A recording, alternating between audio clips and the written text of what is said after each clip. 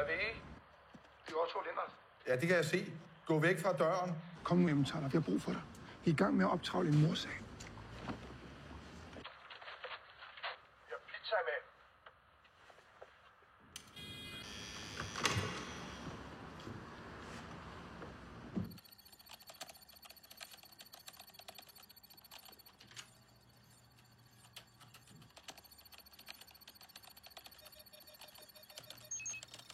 Jeg har ham. Aharon Nahashadid.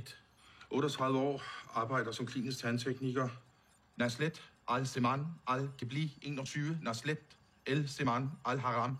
Kairo, Egypten. Så det er jo ikke ham. Jo, det er.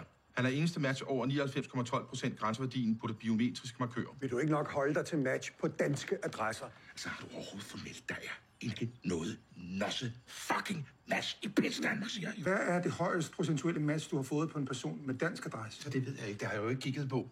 Der er ikke noget over 99,12% grænsen. Nej, men jeg tænker, hvis man nu for eksempel sænkede grænseværdien til eksempelvis 95%.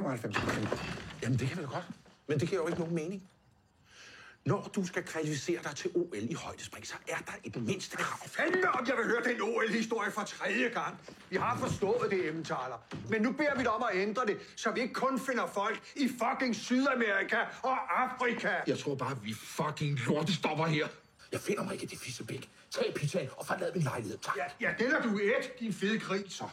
Så er vi begge to.